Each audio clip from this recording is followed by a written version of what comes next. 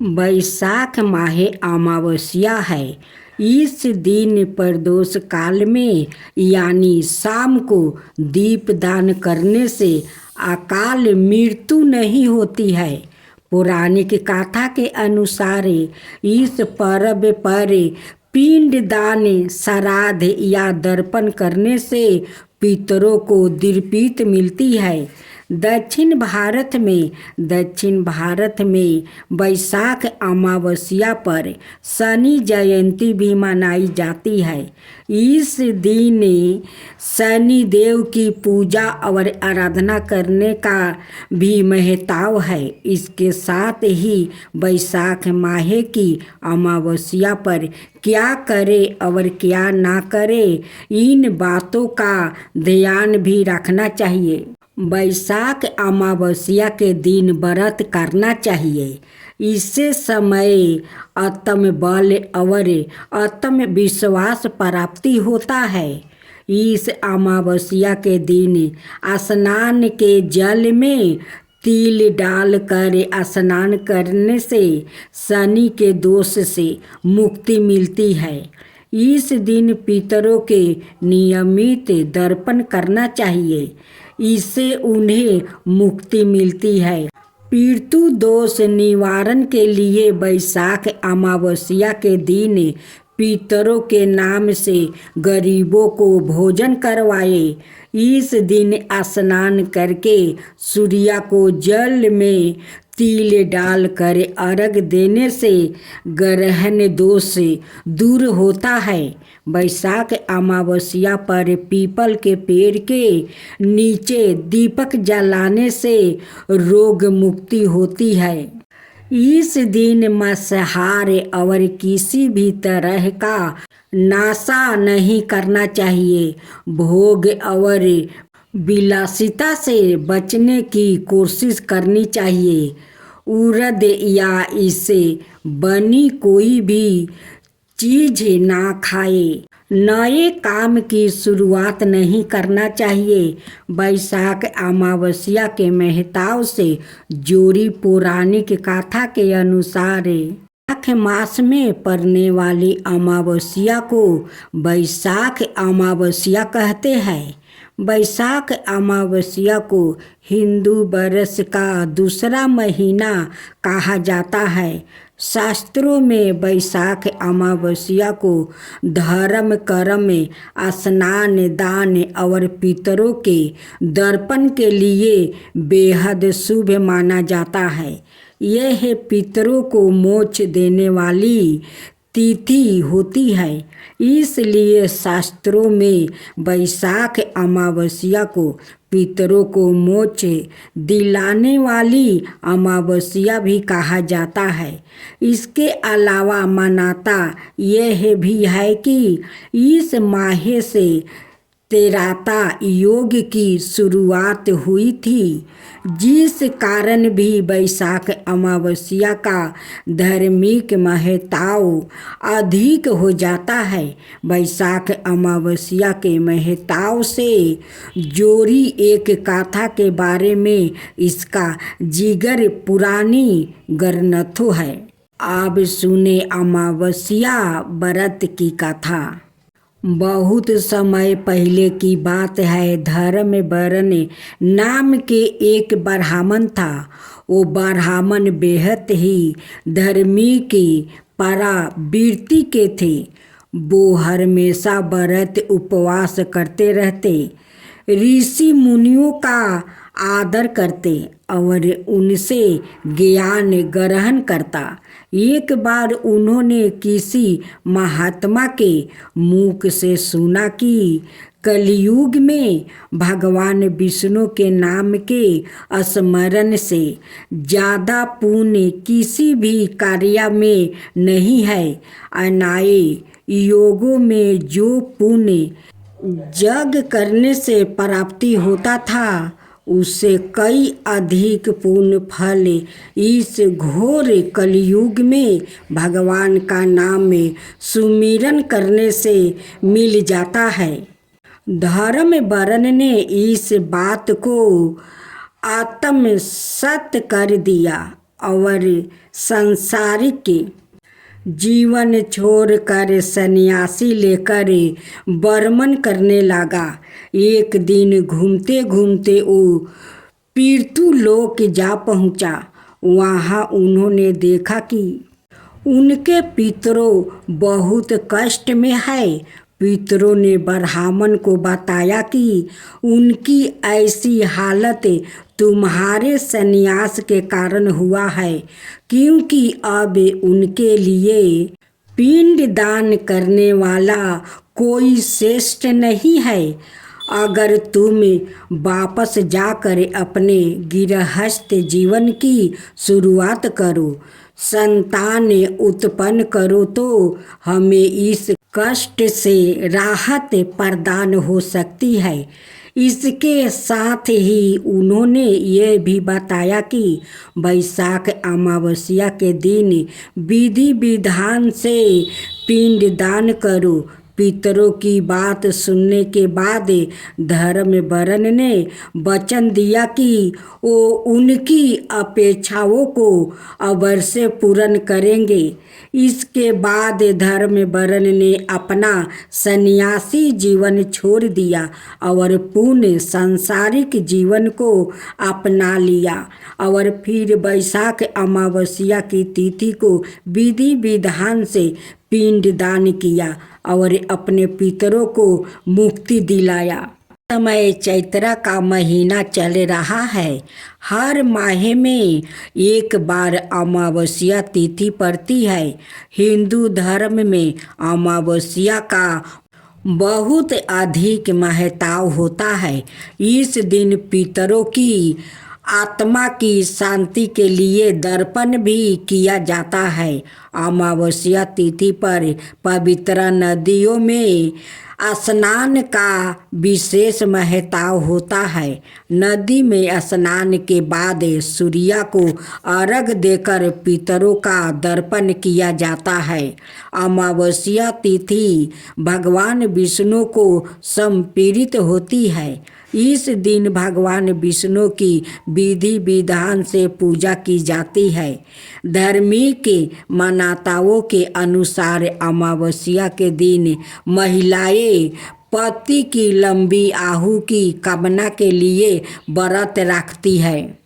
शनिदेव की पूजा का विशेष महत्व। शनि अमावस्या पर शनिदेव की पूजा का विशेष महत्व होता है। ज्योतिषी शास्त्रों में शनि दोष 7.5 या 2.5 से पीड़ित जातकों के लिए शनि अमावस्या का दिन शुभ माना गया है। मानता है कि इस दिन शनि देव की पूजा करने से शनि के अशुभ प्रभाव से मुक्ति मिलती है। सुबह जल्दी उठकर स्नान करें। इस दिन पवित्र नदी या सरोवर में स्नान करने का महत्व बहुत अधिक होता है। आप घर में ही नहाने के पानी में गंगा जल मिलाकर भी स्नान कर सकते हैं। स्नान करने के बाद घर के मंदिर में दीप प्रज्वलित करें। सूर्य देव को अर्घ दे। अगर आप उपवास रख सकते हैं तो इस दिन उपवास भी रखें। इस दिन पितरों संबंधित कार्य करना चाहिए। पितरों के नियमित दर्पण और दान करें। इस पावन दिन भगवान का अधिक से अधिक ध्यान करें। चैत्र अमावस्या के दिन लोगों पवित्र नदियों में स्नान कर पितरों को दर्पण और गरीबों को दान देते हैं। स्नान दान के बाद जगत के पालनहार भगवान विष्णु की विधि विधान से पूजा अर्चना करते हैं। मानता है कि चैत्र अमावस्या को स्नान दान करने से पुण्य मिलता है। सुख और समृद्धि के साथ पूर्वजों को मोक्ष की प्राप्ति होती है। चैत्र अमावस्या के दिन व्रत रखने से कष्ट संकट से मुक्ति मिलती है। भगवान शनि देव की पौराणिक कथा।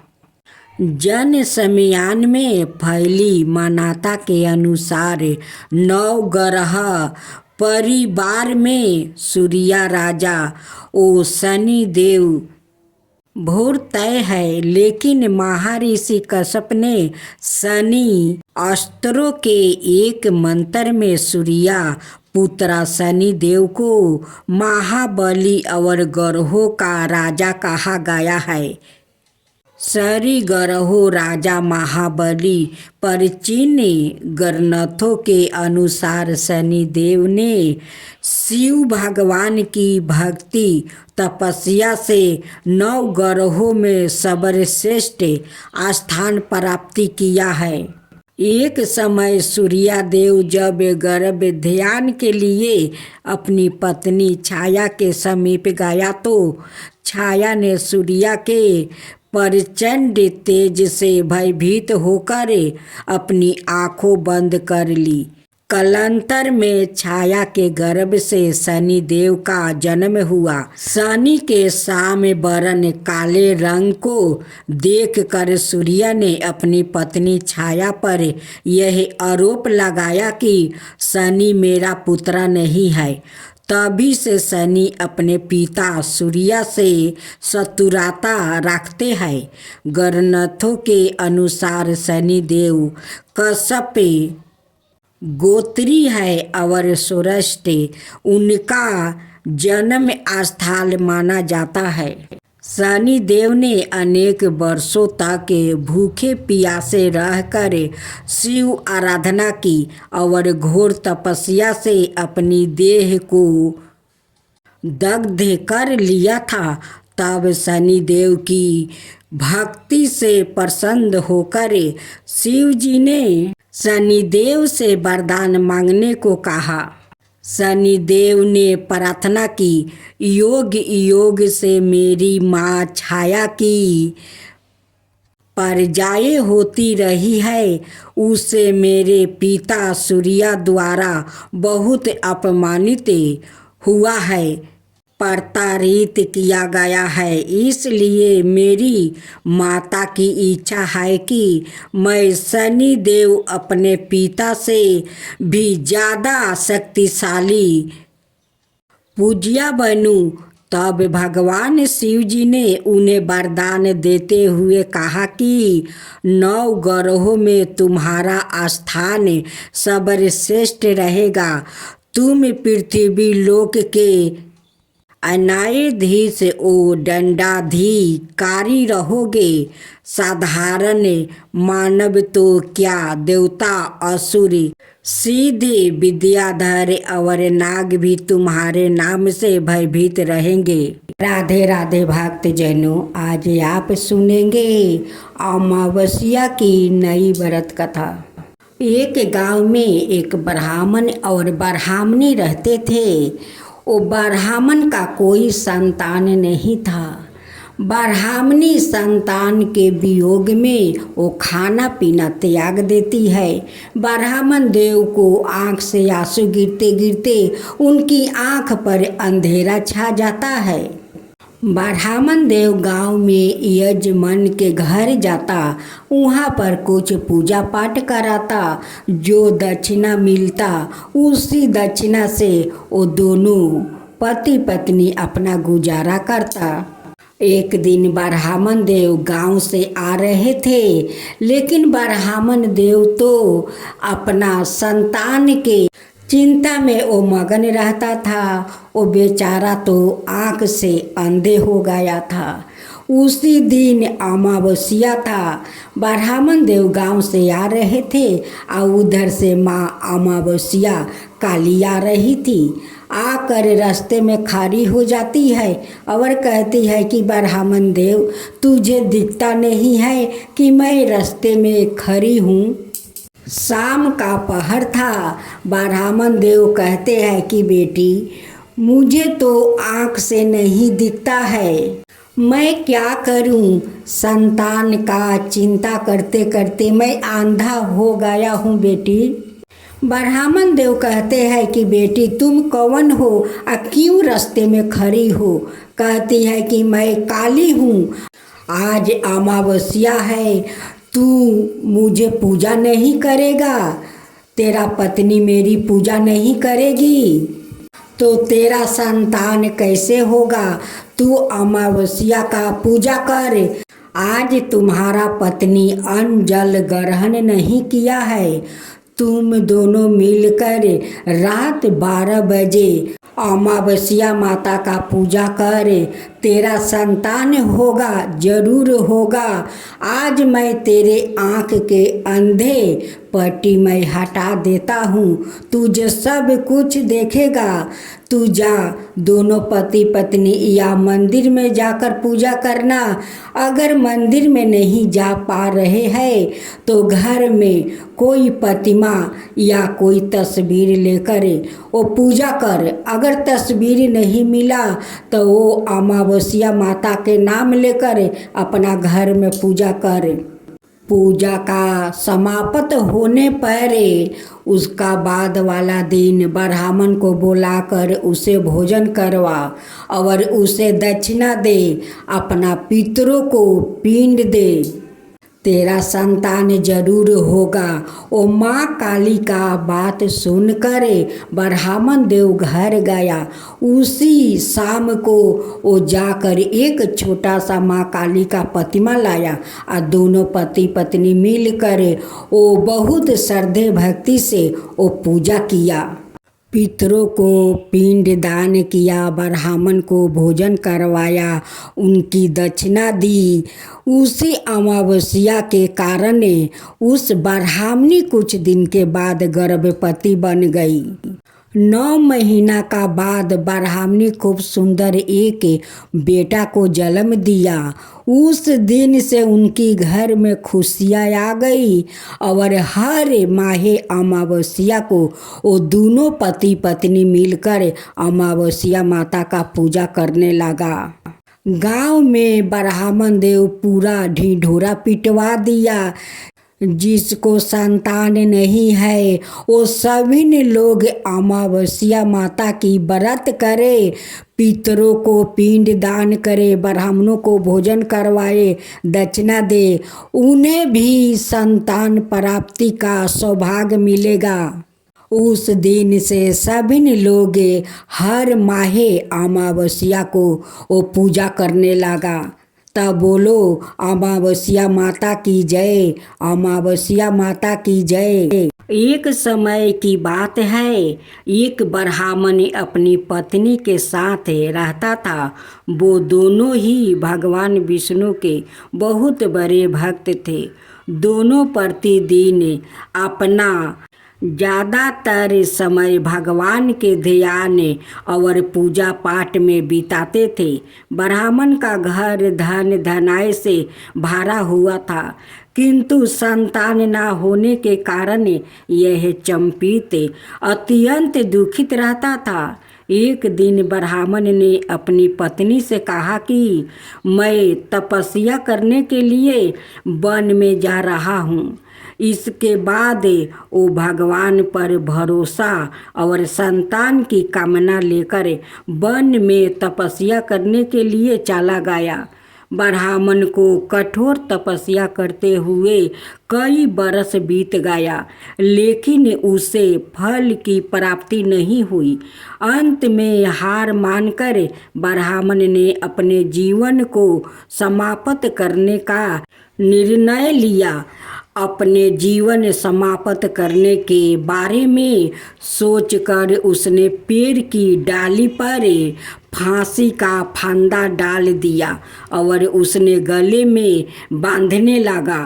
तभी वहाँ पर सुख अमावस्या प्रकट होकर बोली, हे ब्राह्मण, तुम्हारे भाग्य में 7 जन्म तक कोई संतान नहीं लिखी है, किंतु मैं तुम्हें 2 कन्या का वरदान देती हूँ।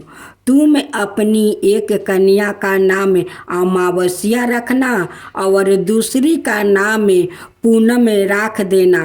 तुम अपनी स्त्री से कहना कि वो 1 बरस तक सुख अमावस्या का व्रत रखे और अमावस्या के दिन 1 कटोरी चावल भर कर उस पर दक्षिणा रख कर दान कर दे। सुख अमावस्या की बात सुनकर ब्राह्मण घर आया और पूरा वृत्तांत उसने अपनी पत्नी को सुनाया। सुख अमावस्या के आदेश अनुसार ब्राह्मणी ने व्रत रखना आरंभ कर दिया। कुछ दिनों बाद ब्राह्मण के घर 2 कन्याओं ने जन्म लिया, जिसमें से एक कन्या का नाम अमावस्या और दूसरी का नाम पूनम रखा गया। जब ब्राह्मण की दोनों बेटियों बड़ी हुई तो ब्राह्मण ने उनका विवाह कर दिया। बड़ी बहन अमावस्या धर्मी के स्वभाव की थी। वो काफ़ी समय भगवान की पूजा और धर्म कर्म में व्यतीत करती थी। इसके विपरीत पूनम भगवान को बिल्कुल भी नहीं मानती थी।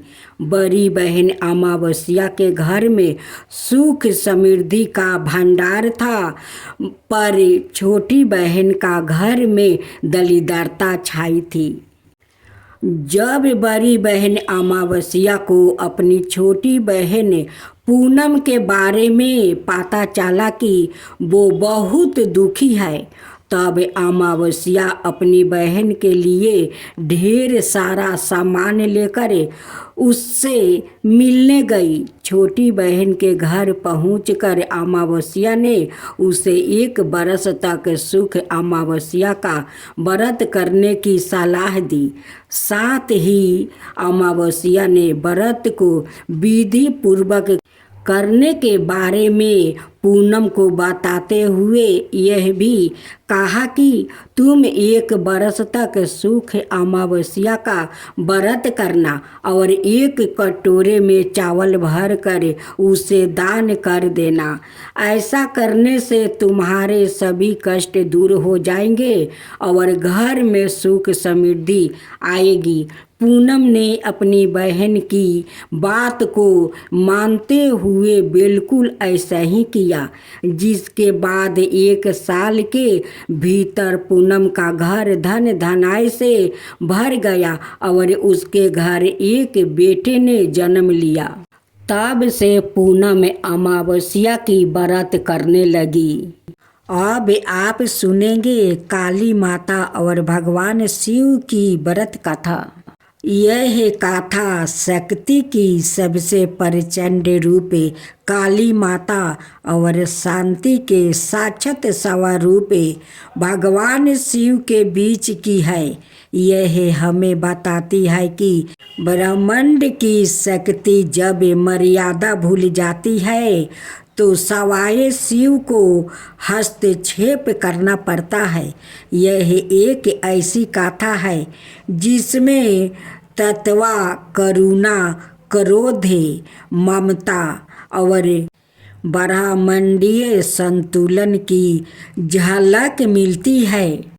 बहुत प्राचीन समय की बात है। धरती पर शुभ और नशुभ नाम के 2 असुरों ने भयंकर अत्याचार मचा रखा था। वो शक्ति की आराधना करके अमरता का वरदान प्राप्त करना चाहते थे। उन्होंने देवताओं को पराजित कर स्वर्गलोक तक जीत लिया था। इंद्र, अग्नि, वरुण, यम सभी हार गया। देवता परेशान होकर भगवान विष्णु और फिर भगवान शिव के पास सहायता मांगने गया। भगवान शिव ने कहा, यह कार्य केवल आदि शक्ति माँ दुर्गा कर सकती है। माँ दुर्गा का प्रकट होना। देवताओं की पुकार सुनकर त्रिदेव ब्रह्मा, विष्णु और महेश ने अपनी अपनी शक्तियाँ एकत्र की और इससे एक दिव्या तेज की रचना हुई। उसी तेज से माँ दुर्गा का पराकट्यम हुआ। वो सिंह पर सवार थी। उनके अनेक हाथों में अस्त्र शस्त्र थे और उनका रूप अत्यंत तेजस्वी था। माँ दुर्गा ने युद्ध भूमि में शुभ और नशुभ के सेनापतियों का वध किया। फिर सवाए दोनों राक्षसों का अंत किया, लेकिन एक राक्षस बाचा था। रक्त बीज का वरदान था कि जब भी उसके शरीर से एक बूंद रक्त गिरेगी, वहाँ एक नया रक्त बीज उत्पन्न हो जाएगा। माँ दुर्गा जब भी उस पर वार करती, उसके शरीर से रक्त गिरता और वहाँ से दर्जनों नए राक्षसों पैदा हो जाते। माँ दुर्गा क्रोधित हो गई। उनके भीतर की प्रचंड शक्ति उनका ताम शक्ति रूप प्रकट हुआ।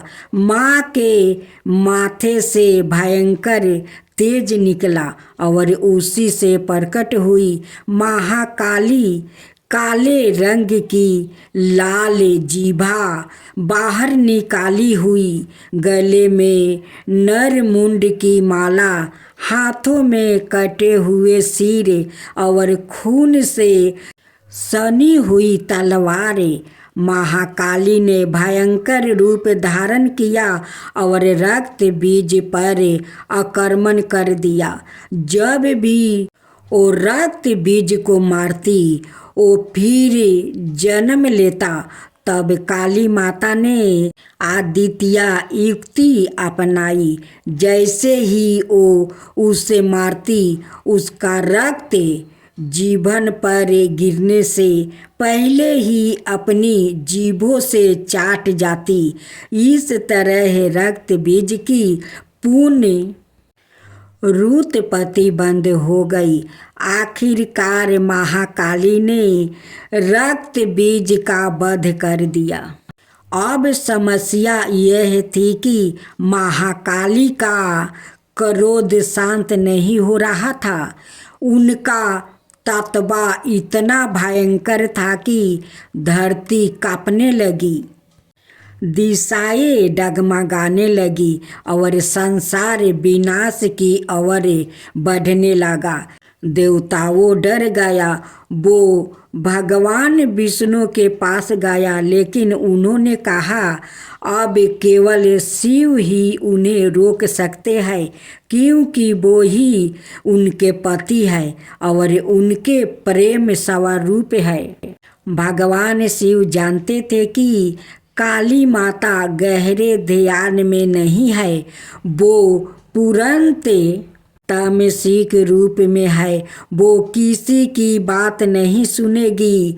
शिव जी चुपचाप एक शव के समान लेट गया, ठीक वहाँ जहाँ काली माता का तांडवा चल रहा था।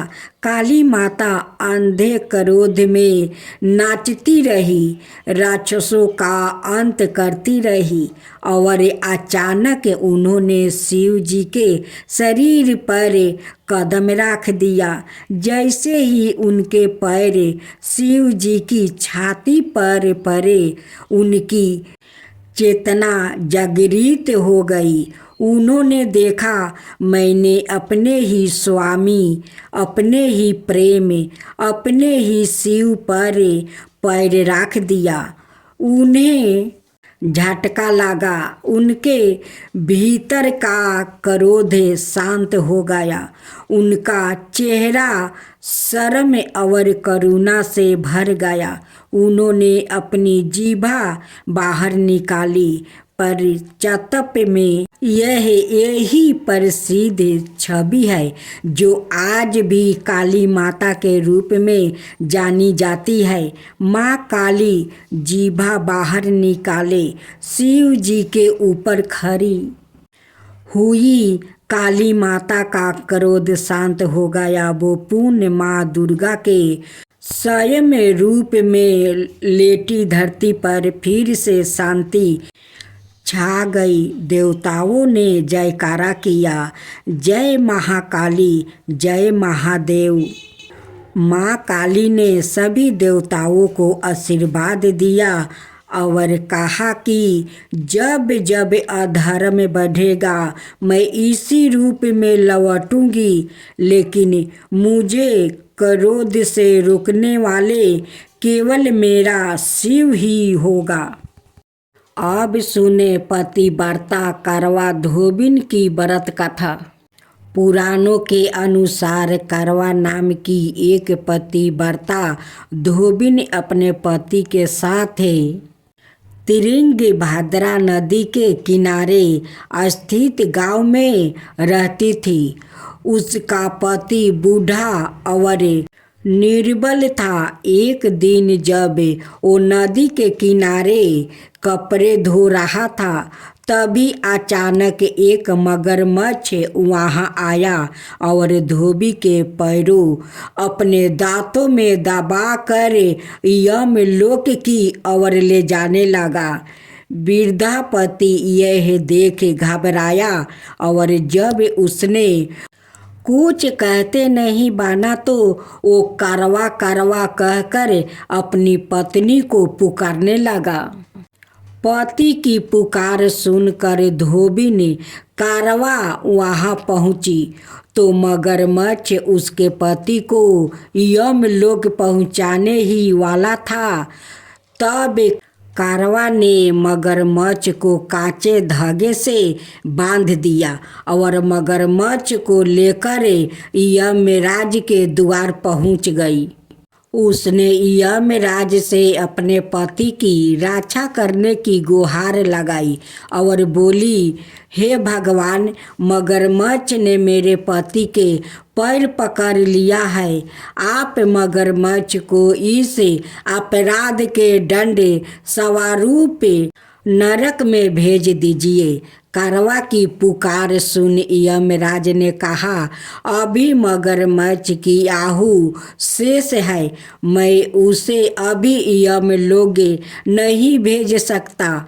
इस पर करवा ने कहा, अगर आपने मेरे पति को बचाने में मेरी सहायता नहीं किया तो मैं आपको श्राप दूंगी और नष्ट कर दूंगी। करवा का साहस देख यमराज भी डर गया और मगर को यमपुरी भेज दिया। साथ ही करवा के पति को दीर्घायु होने का वरदान दिया। तब से करवा चौथ व्रत का प्रचलन में आया, जिसे इस आधुनिक युग में भी महिलाएं अपने पूरी भक्ति भाव के साथ करती है और भगवान से अपने पति की लंबी उम्र की कामना करती है।